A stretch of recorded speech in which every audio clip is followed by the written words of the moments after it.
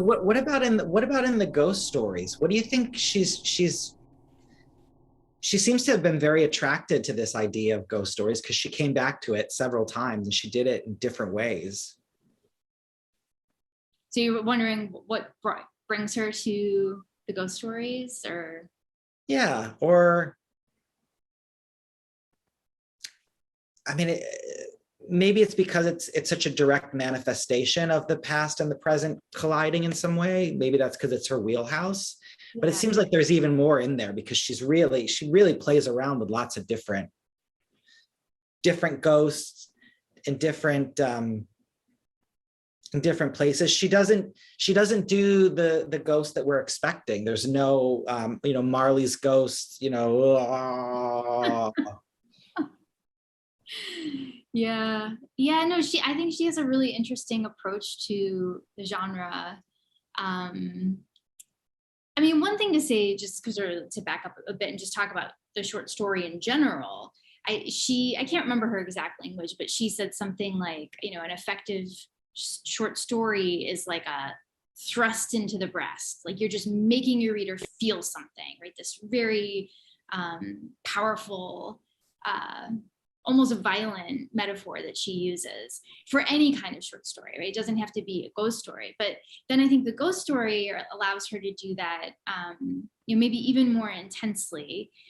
In the preface that she wrote to her collection of ghost stories in the late 30s, she uses the term like thermometrical, like she wants to raise the viewers, the thermometer, right, and send the chills down their spine, the tingles down their spine.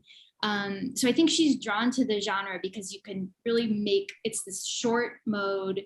Most readers are going to read a short story in a single sitting, and you can just produce this very powerful effect. It's like very embodied, right? Again, I think even not with the ghost story, but especially with the ghost story. So there's that. I think she's really interested in that. And then I think it just frees her up a bit to talk about all sorts of things, right? You mentioned the social critique and the social commentary. And there's maybe something freeing about the ghost story genre. It's so open, right? You have to keep within the bounds of realism. So it allows her to explore some different paths, whether it's like gender stuff or class stuff, these questions about the past, all that is in there. You can tell me if I'm wrong about this, because this was my guess, and I don't know if I'm right. But I thought when you're talking about being able to write about other things, the eyes in particular, I thought, oh, is she able to write about suggesting homosexuality because we're in scary world? Like she's not putting homosexual characters in the House of Mirth or in one of her more realistic stories, but she's possibly got one. Yeah, no, I think that's a perfect example that if I had thought of, I would have said it, but I didn't think of it. Yeah, absolutely, right? That gives her just a bit more openness. And I think she pretty strongly implies that the character Colin is gay. I mean, she never says it explicitly, right? It's sort of her impressionistic sort of dabbling around it. But I think you're right. In a more straight realist novel, she might not have felt free to do that. Do you think people reading it at the time would have picked up on that? I think so. I mean, it's that kind of that sort of learned bachelor figure, right? There are all sorts of codes at the time, both in literature and in the budding film industry, to sort of suggest that a character is gay without saying it outright, right? It sealed the deal for me. Like when I got to that one, I was shocked. I read it and I went, no way. There is no way she's doing this. No way. Yeah. And I think that was 1910, that one. Yeah, I think that one's 1910. I have them I had the dates written down because I was like, I'm terrible with dates. Yeah, 1910. I mean, that just must have been, and I'm thinking like, who's her audience at that time? Like who's reading her short stories? It appears in like Pictorial Review and Let's see, there was another one. Yeah, the pictorial review, well, definitely her later ones are in there. The ones from the 1920s. The eyes, do I have it written down? Is it Scribner's? Was that what it's One of called? them, Oh, one of them Century, is Century Magazine. Century, yeah. So who read those at that time?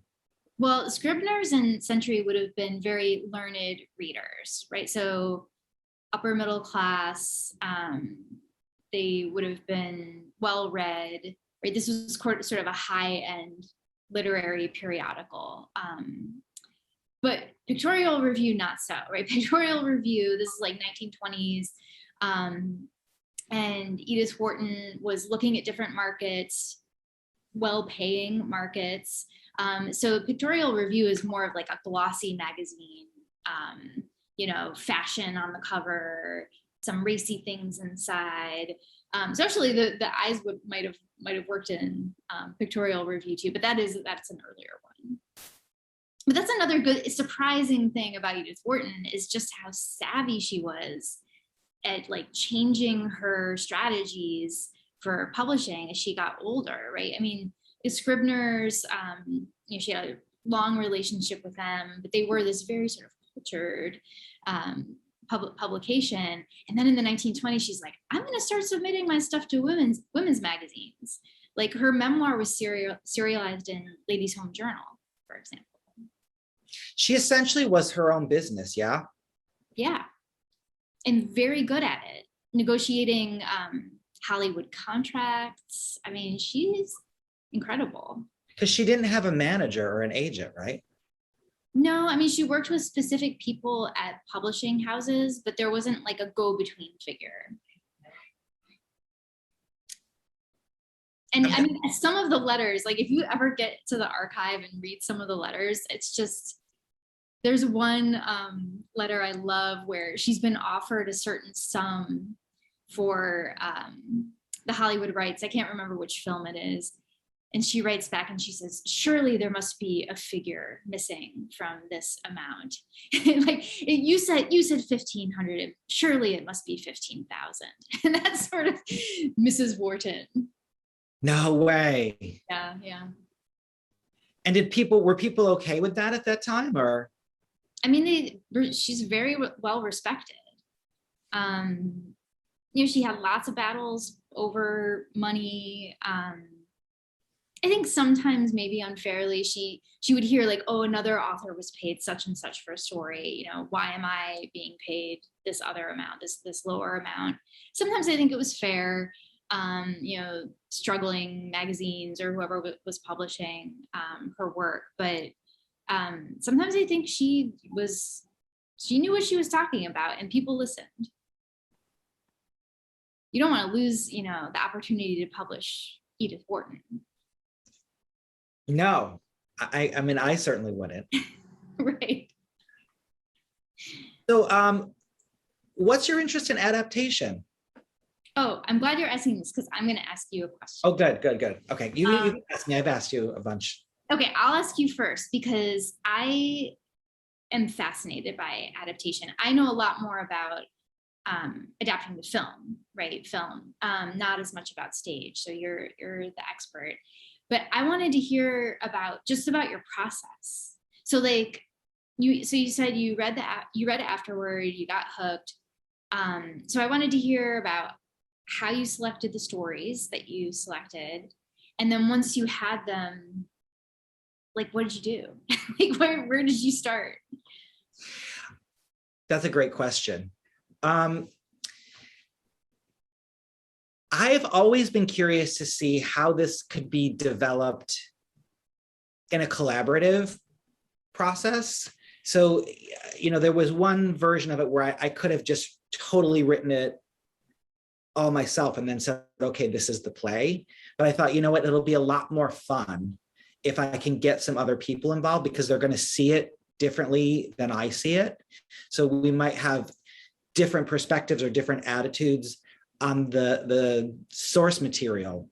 And, you know, that's happened a couple of times in rehearsal already where somebody says, hey, well, what do you think about, you know, what if we try this? And I'm like, that's great, let's try it. You know, we do it. It's just unexpected discovery. And I go, I never would have thought of that. That's so great. but I needed to figure out a way to let my collaborators try it on. So instead of saying, so in the fall of 2019, I asked some actors if they would come to some workshops to try out the material. So what I did is I think I did 7 or 8 of the stories, and I used the text that Edith Wharton had, and I thought, could I just try to not add or change anything, but just try to turn it into some type of script. And we can do it as a reading just to see if these characters are playable, just to see if anybody else, like maybe I'm just, completely wacky and I'm the only person that's interested in this. So we had like 9 meetings and we tried out a bunch of them. And I had some positive responses, and it was really exciting. I mean, dialogue is really hard to write. And, one of the things they say when you adapt a novel to a film or a TV show is that you're going to have to change all the dialogue because it's written in a way that people don't talk. And I was shocked at how much of the dialogue just sounds exactly like people. They sound exactly like what people would say. So then at that point, that was the fall of 2019, and I had there was just way more stories than we could do anything with. And they were all good for different reasons. And then I started, I talked to Yang Yu, who's our scenic designer, and John DiGaetano, who's our lighting and projection designer. And I said to them, hey, if I did some grant applications to try to get some funding for this, would you like to work with me on that, on fleshing out the ideas? And they said, sure. And at the beginning of 2020, we submitted our first grant proposal right before everything shut down. And I remember saying to them, we submitted it, and I said, okay, well, we'll find out next year if we get it. And it sort of felt like, a year, we can't even work on this again for a year. So I'm always pinching myself because I'm like, we're doing it right now. And there was a time when it was going to be a year from now that we were going to do it. And then we were it was really exciting. Brooklyn Arts Council and the Puffin Foundation gave us some funding to put it up. And we found out in February of 2021. And at that time, there was no vaccine. We didn't know if we'd even be able to go into a room or anything. So, we sort of slowly stepped our way towards being able to get in a room and start to work on it. I'm fascinated by, her writing is just so great. So, my question is, how much of her actual writing can we get in the show without having to rewrite anything? What happens when we just pick up some of the text and we try to stage it? How can we use some devising techniques? Like there's a technique called moment work that Tectonic Theater Project developed that we've tried a couple of times to figure out what is the expression of this on the stage. How is it? I know some of these have been adapted into gorgeous films that were shown on television. How is a theatrical adaptation of it different than a film or TV adaptation? Are there opportunities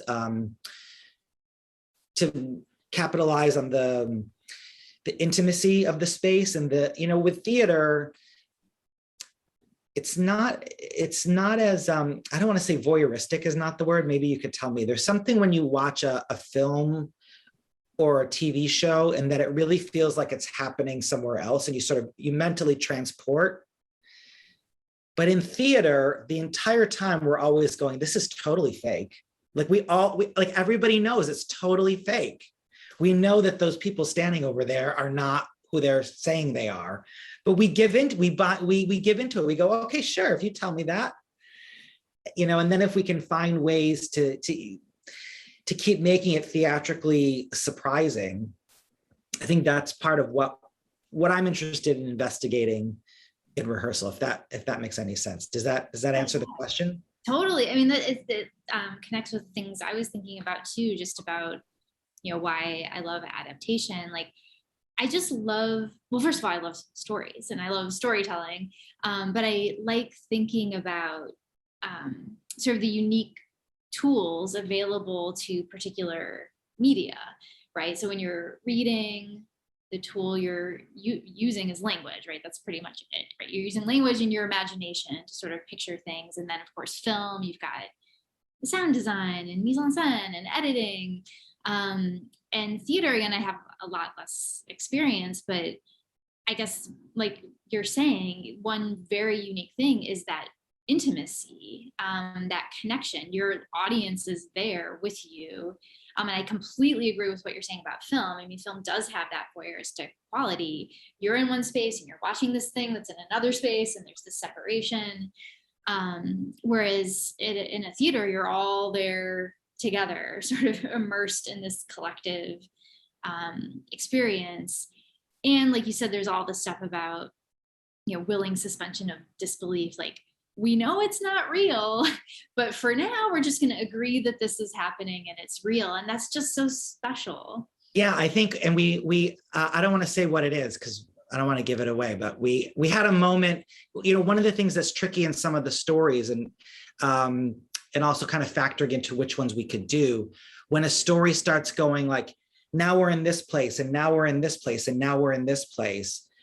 If I was directing a multi-million-dollar production of this, we could build realistic sets that keep changing, but we're not going to be able to do that in this production. But I think that's a limitation, that's an opportunity. So we had a moment in our, I think, second rehearsal, we were all in the room, and somebody said, it'd be really great if we had another level. And we all looked around and we were like, yeah, wait a minute. And then everybody just sort of scattered. And then a few seconds later, they started coming back, carrying ladders and carrying, anything that they could find that we could sort of, try to experiment with, how could we make a level with that? And I wasn't planning for that to happen in rehearsal that day. So it was really exciting. And then when we had all this stuff, we thought, okay, well, what else could it be? What else could it be? Let's try using it as this. Let's try using it as that. So it's just really nice to, I haven't been in the room with collaborators for almost 2 years. Yeah. So it's just, it's just been so wonderful to just, the very first time we all went in there, we all sat down on the floor in a circle. It was really, I don't really have words to describe it at this point. And then to go right from there, to their willingness to experiment and their willingness to try things out. And, what's beautiful is there's a lot of willingness to not know. It's really scary to work on a play that isn't already written. It'd be hard enough if, we were working on a play that a playwright had written 20 years ago that has been done multiple times. We could go, oh yeah, we know this has been done before. We know this can be done. Here's the script. We just have to bring it to life. We're collaboratively making it and bringing it to life at the same time, which it reminds me of that Edith Wharton quote where she says something like, life is either a feather bed or a tightrope. And I'm like, this is the feather bed and the tightrope. The feather bed is, our willingness to be in there and be creative and have fun and laugh. And, we play games sometimes and just try things out. That's really a feather bed. And then the tightrope is October 22nd is coming. The show's going to open. Yeah. I don't quite know what it's going to be. The other question that has come up in terms of adaptation for me is people will ask questions about vision, like what's your vision for it? Yeah. And I feel like there's a famous theater director named Peter Brook who said something like, I'm following my hunch. And the whole thing is that I have a hunch that these stories can make a really exciting theater piece. I don't quite know what it looks like. But there's just something about it that I think has possibilities that we're sort of finding out more and more. I'm curious to know what it was like as an outsider to come into rehearsal. Oh my gosh, I loved it. I loved it so much. Thank you again for letting me spy. Thank you for coming. Yeah, no, it was incredible. There were so many things I loved about it, especially just watching the actors interact with one another. I mean, they're not here yet. I can't wait to see their faces, but there was just this energy, even in a reading, right? We're just sitting in a circle and they're reading, right? There's no blocking or what have you. But nevertheless, especially in the moments of dialogue, just seeing the energy going back and forth between them and them feeding off one another and getting into these characters, inhabiting these characters. I just was really, really impressed with that. And then I had some interesting brief conversations afterwards, one with Alyssa, who's maybe here. She's coming. Yeah, so her name is here, but she's not here yet. And she was generous enough to share her board with me of looking for different characters. She just kind of like showed me some of them. And I haven't even seen it yet. Oh, I'm sorry. I hope I didn't like out her on that. No. I'm so excited. Yeah, I mean, and she's found some really great stuff. So it's another thing, like what's your vision? There's this sort of metaphorical way of answering that, like my vision for this play, but then there's like the really concrete material stuff, like the costumes and the set and the lighting and not visual, but the sound design and what that's going to be like. So that was really, really exciting. And also, tell me the sound designer's name again. Ian McNally. Yeah, he had asked me about some films that maybe he could watch. So if he's coming or later, I'll pass that along to you. So I just was wowed. And the one thing I keep thinking about, and I guess we talked about this a little bit after, and that was the other thing that wowed me, was just like afterwards, when people were afterwards, when people were talking about like things they learned through that reading or things that surprised them, questions they had. I just loved hearing that. It was like kind of like being in the classroom, except I wasn't the teacher. Like I got to be with everybody else and sharing that experience. But the one thing I keep thinking about is the things people were saying about the narration portions of the play, right? Like, who are we as narrators? And like, do we have identities? This idea of like, maybe the narrators are ghosts, or maybe they're servants, or maybe they're ghosts and servants, or maybe a combination.